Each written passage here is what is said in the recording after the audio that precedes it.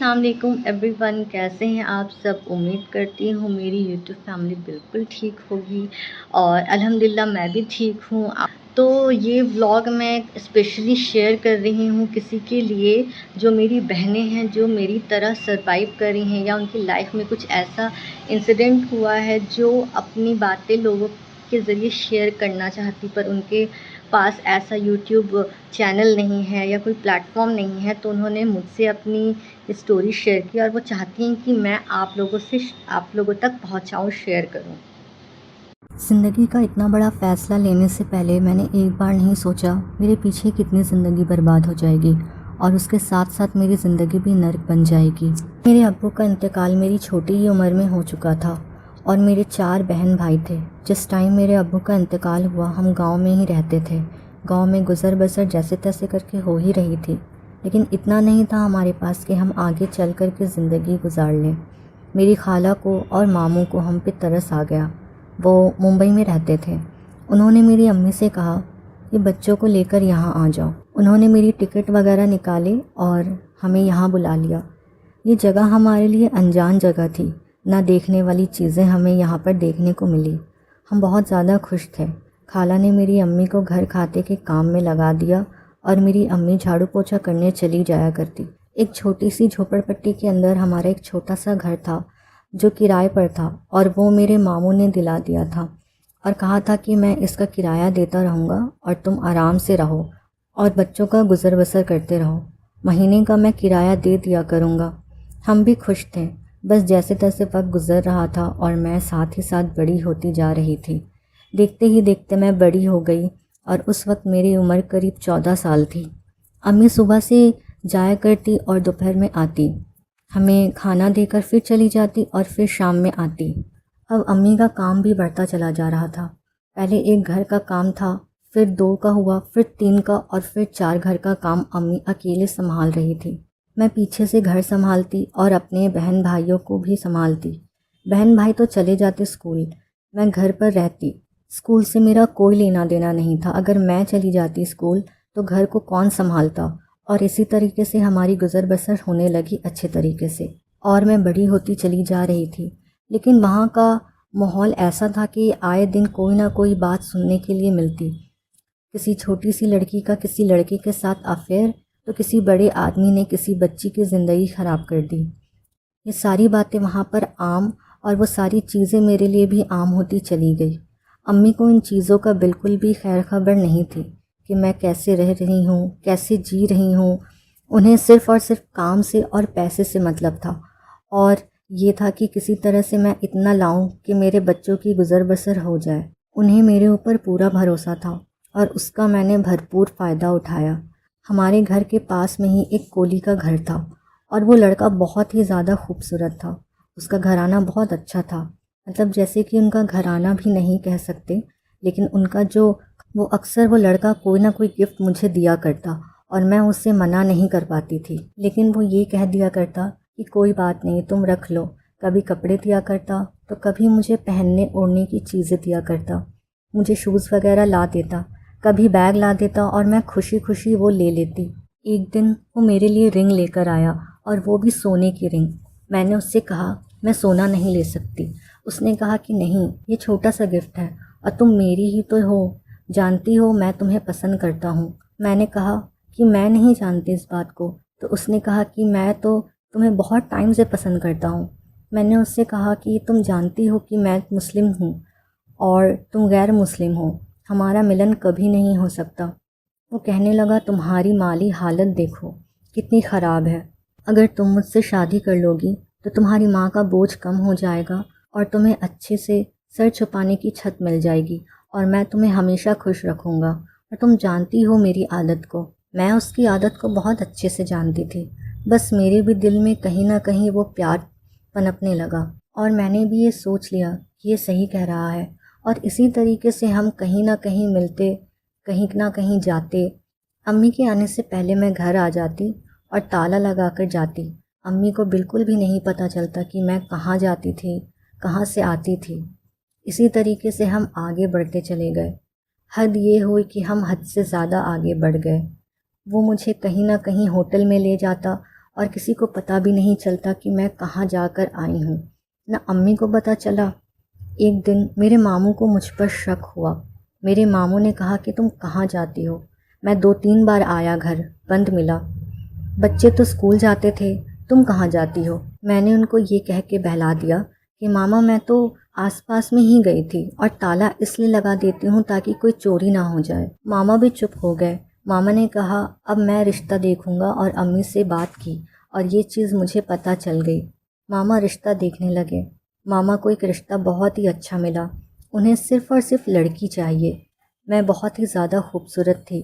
میرے بلوری بلوری آنکھیں، لمبے لمبے بال اور میرا گورا رنگ تھا۔ وہاں ہر کوئی مجھے دیکھتا اور یہی کہتا کہ کاش اس لڑکی کا ہم اپنے لڑکے سے رشتہ کر دیں، لیکن امی ہمیشہ ایک ہی بات کہتی تھی کہ میں اپنی ہی برادری میں، اپنی ہی ذات میں کروں گی، اور یہ چیز مجھے بھی پتہ تھی کہ امی کسی غیر ذات میں میرا رشتہ کریں گی ہی نہیں۔ بس ماموں نے میری منگنی کر دی اور میں چپ رہی۔ میں نے اس لڑکے سے کہا کہ میری منگنی ہو گئی، اب میں کیا کروں؟ اس نے کہا تم تھوڑا سا صبر کرو، انتظار کرو، میں بندوبست کر رہا ہوں، اور پھر بہت جلد میں تمہیں لے جاؤں گا یہاں سے۔ ایک دن میں نے اس سے رو کر کہا اب میری شادی بھی ہو جائے گی، 3 تاریخ میری طے ہو چکی تھی، اب کیا کریں؟ اس لڑکے نے کہا تم رات کو تیار رہنا، میں آؤں گا اور تمہیں لے جاؤں گا، تمہاری امی تو تیار نہیں ہوں گی مجھ سے شادی کرنے کے لیے۔ میں نے کہا پھر بھی میں ایک بار بات کر کے دیکھتی ہوں۔ میں نے امی سے ڈرتے ڈرتے کہا امی میں ایک لڑکے کو پسند کرتی ہوں اور تم نے میری منگنی کر دی۔ تو بس امی نے اتنی ہی بات سنی تھی کہ امی آگ ببولا ہو گئی، اور امی نے میرے منہ پر 2-3 تھپڑ مارے، میرے بال کو نوچا اور کہا میں تجھے چھوڑ کر جاتی تھی، اس کا صلہ یہ دیا تو نے؟ اور بس میں چپ ہو گئی۔ میں نے معافی مانگی اور میں سمجھ گئی امی کسی طریقے سے راضی نہیں ہوں گی۔ میری شادی طے ہو گئی، 15 دن کا ٹائم رکھا گیا، اور بہت آنن فانن میں میری شادی کو طے کر دیا۔ میرے ماما نے سامان اکٹھے کرنا شروع کر دیے اور میری خالہ بھی اس میں لگ گئی۔ کسی طرح اس کا نکاح کر کے اور تھوڑا بہت دے وے کر اسے بھیج دیں گے، آگے اللہ مالک ہے۔ میں نے اس لڑکے سے کہا، اس لڑکے نے کہا ایسی بات نہیں بنے گی، تم رات کو تیار رہنا، میں آؤں گا اور پھر تم ساتھ میں میرے چلنا، لیکن یہ یاد رکھنا پھر کبھی مڑ کے پیچھے نہیں دیکھنا ہے، اگر پکی ہو تو ٹھیک ہے ورنہ کوئی بات نہیں۔ مجھے اس لڑکے کی بات پر یقین تھا کہ وہ مجھے بہت اچھے سے رکھے گا، کیونکہ وہ میرا بہت خیال رکھتا تھا۔ اس کی فیملی بھی مجھے پسند کیا کرتی تھی۔ اکثر اس کی ماں یہ کہتی تھی کہ تو میری ذات میں ہوتی تو میں تجھے اپنی بہو بنا لیتی۔ وہ مجھے بہت پیار کیا کرتی اور اکثر کچھ نہ کچھ پکاتی تو مجھے ضرور دیتی۔ ان کے ہاتھ کی سبزی اور گوشت مجھے بہت اچھا لگا کرتا، اور میں پورا دن ہی ان کے گھر میں گزار دیا کرتی، تو میں بے فکر تھی کہ وہ مجھے بہت اچھے سے رکھیں گی۔ بس جیسے تیسے شام ہوئی، میں گھبرا رہی تھی۔ میں 2 جوڑی کپڑے لیے، پر ابھی تک میں فیصلہ نہیں کر پا رہی تھی جاؤں نہ جاؤں۔ پیچھے اپنی امی کو دیکھتی، بہن بھائیوں کو دیکھتی تو مجھے دکھ ہوتا کہ میرے جانے کے بعد ان کا کیا ہوگا۔ پھر میں نے سوچا میرا بوجھ امی کہاں تک اٹھائیں گی، میری شادی کریں گی، اس سے اچھا میری چھوٹی بہن کی کر دیں گی، رشتے تو آتے جاتے رہتے ہیں۔ بس جیسے ہی رات ہوئی میں نے اپنے چپ چاپ سے جو کپڑے پہنے تھے وہ کپڑے پہنی اور لیٹ گئی۔ میری امی دن کی اتنی تھکی ہوئی رہتی تھی کہ ان کو ہوش نہیں تھا اپنا۔ پھر میں نے دیکھا کہ رات کے 1:30 بج گئے ہیں اور سب سو گئے ہیں۔ ایک بار میں نے دروازہ کھولا، جیسے ہی میں نے دروازہ کھولا ویسے ہی امی کی آنکھ کھل گئی۔ میں ڈر کے سہم کے لیٹ گئی۔ امی نے پوچھا کہاں جا رہی ہو؟ میں نے کہا واش روم جا رہی تھی۔ انہوں نے کہا رک جا، میں ساتھ چلتی ہوں۔ وہ ساتھ چلی اور اسی بہانے سے پھر اندر لائی، کڑی لگائی اور پھر لیٹ گئی۔ اس بار امی کی آنکھ اتنی گہری لگی کہ میں چپ چاپ گھر سے نکل کر اس لڑکے کے ساتھ چلی گئی۔ وہ باہر ہی میرا انتظار کر رہا تھا اور وہ مجھے وہاں سے لے کر دوسرے شہر پہنچ گیا، ممبئی سے بھی آگے، تاکہ کوئی ہمارا اتا پتہ ہی نہ نکال سکے۔ اس کے گھر والوں کو پتہ تھا، اس کے گھر والے جانتے تھے کہ یہ قدم اٹھانے والا ہے، لیکن میرے گھر والوں کو کسی کو نہیں پتہ تھا کہ میرا کس کے ساتھ کیا تھا۔ بس میں نے امی سے تھوڑا ذکر کیا تھا۔ جیسے تیسے ہمارا یہاں پر دن اچھے گزرے۔ ممبئی سے نکل کر میں دوسرے شہر گئی تھی اور وہ دنیا میرے لیے ایک فلمی دنیا جیسی تھی۔ وہ دکھنے میں بہت خوبصورت تھا، وہ میرا ہر چیز کا دھیان رکھا کرتا تھا، مجھے کپڑے دلا رہا تھا، کھلانے پلانے، ہوٹل میں گھمانے، اس کے پاس پیسہ اچھا تھا، تو میں بھی اس کے ساتھ بہت خوش تھی۔ نہ تو مجھے ماں کی یاد، نہ باپ، نہ بھائی بہن کی یاد، نہ کسی کی یاد آئی، اور میں وہاں پر اس کے ساتھ گھومتی رہی۔ جب وہاں پر 15 دن گزر گئے تو اس نے مجھے کہا چلو اب گھر چلتے ہیں، دیکھتے ہیں کیا حال ہے۔ میں بہت ڈر رہی تھی۔ میں نے کہا میری امی تو مجھے ختم کر دیں گی، تو اس نے کہا میں اپنے گھر لے کر جاؤں گا۔ بس پھر کیا تھا، وہ مجھے اپنے گھر لے گیا۔ جیسے ہی میں اس کے گھر گئی، میں نے سوچا میرا اس کی ماں سواگت کریں گی، کیونکہ وہ تو مجھے پیار کرتی تھی۔ لیکن جیسے اس کی ماں نے مجھے دیکھا، دیکھتے ہی سب سے پہلے اس کی ماں نے میرے منہ پہ ایک تھپڑ مارا، میرے بال نوچے اور مجھے دھکا دے دیا۔ ایک مسلم کو میں بہو بنا ہی نہیں سکتی، تم کیسے لے کر آئے؟ اس نے کہا کہ اب یہ مسلم نہیں رہی، میں نے اسے اپنے طریقے سے جیسے ہمارے ہوتا ہے شادی کی ہے اور اپنایا ہے۔ اس کی ماں نے پھر بھی یہ کہا کہ میں اسے نہیں اپناؤں گی، اور جیسے تیسے اپنی ماں کو منایا اور مجھے اندر لے گیا۔ میرے ہاتھ کا کھانا، میرے ہاتھ کا ہر ایک چیز سے اس کی ماں کو بہت تکلیف ہونے لگی۔ ہر بات کو وہ مجھے روکنے ٹوکنے لگی، یہاں تک کہ وہ مجھے کچن میں بھی جانے نہیں دیتی۔ میرا کھانا مجھے باہر دیا جاتا۔ جب میرے ہسبینڈ آیا کرتے تو وہ مجھے اندر لیتی اور کہتی کہ تم نے یہ غلطی کی ہے، اس کی سزا اسے ملتی رہے گی۔ میرے کپڑے، میرا کھانا، میرا سب کچھ الگ تھا، جبکہ میں نے دھرم پریورتن کر لیا تھا۔ میں ان کے دھرم میں چلی گئی تھی۔ دل نہ چاہتے ہوئے بھی مجھے سب کچھ کرنا پڑا۔ دیکھتے ہی دیکھتے وقت گزر گیا اور میرا پہلا بیٹا ہوا، لیکن میں اس کے بعد بھی اس کے اندر کوئی ایسا خاص بدلاؤ نہیں آیا۔ جیسے پہلے تھا ویسے ہی رہے۔ امی میرے پاس تھی، اکثر میری امی سے ٹکراؤ ہوا کرتا، لیکن امی مجھے دیکھتی نہیں اور بس نظر نیچے جھکا کے آ جاتی۔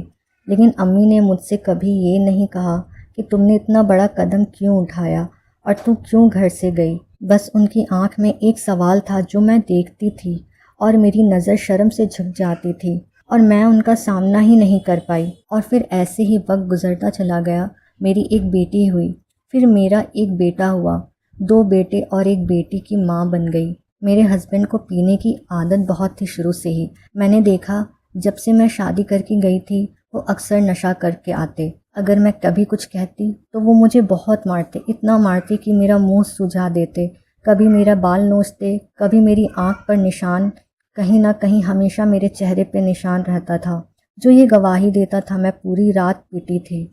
میرے چہرے کے اوپر شراب کی کلی کرتا تو کبھی سالن پھینک دیتا۔ اسی طریقے سے میرا وقت گزر رہا تھا۔ ایک دن اچانک ہی اوپر والے نے پتہ نہیں کیا سوچا تھا میرے بارے میں، یا میں نے نافرمانی کی تھی اس لیے میرے ساتھ یہ سب ہوا کہ میرے ہسبینڈ کا ایکسیڈنٹ ہوا اور اس میں ان کی موت ہو گئی۔ اب میں کیا کرتی؟ میں گھر میں جیسے رہ رہی تھی، میری ساس نے مجھ سے کہا گھر سے نکلو، اب تمہارا یہاں کوئی نہیں ہے۔ 2 چھوٹے بچے میرے پاس تھے، انہیں مجھ پر بالکل ترس نہیں آیا اور انہوں نے کہا کہ میرے بیٹے کو تو کھا گئی ہے، اب کس کو کھائے گی؟ تو یہاں سے نکل جا۔ اب میں کہاں جاؤں؟ میرے پاس کچھ پیسے تھے جو میں نے ایک چھوٹا کمرہ کرایہ پہ لے لیا۔ جو زندگی میری امی کی تھی وہی زندگی میری ہو گئی۔ میں نے وہاں گھر کھاتے کا کام لگا لیا اور اپنے بچوں کو پال رہی ہوں، لیکن دنیا ہے، دنیا جینے نہیں دیتی۔ آج بھی آس پڑوس کے لوگ یہی کہتے ہیں، جو اپنی ماں کے ساتھ کیا تم نے وہی تیری قسمت میں ملا۔ نہ میں اپنے دھرم میں ہوں، نہ میں ان کے دھرم میں ہوں، نہ میں عید منا سکتی ہوں، نہ میں بقرعید منا سکتی ہوں، نہ میں دیوالی منا سکتی ہوں۔ زندگی میری ایک ایسی جگہ پر آ کر رک گئی ہے جہاں سے میں کہیں آگے بھی نہیں جا سکتی، پیچھے بھی نہیں جا سکتی، کیونکہ میرے بچے بڑے ہو گئے ہیں اور انہیں سب پتہ چل گیا ہے کہ میں کس دھرم میں تھی اور کس دھرم میں آئی ہوں۔ اس لیے میں چاہتی ہوں کہ کوئی بھی بیٹی ایسا قدم نہ اٹھائے جیسا میں نے اٹھایا ہے اور اپنی زندگی برباد نہ کرے۔ ہم جیسے کو دیکھیے نہ اس دنیا کے رہیں نہ اس دنیا کے۔